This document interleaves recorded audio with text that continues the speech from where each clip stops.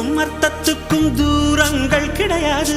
சொல்லாத காதல் எல்லாம் சொர்க்கத்தில் சேராது.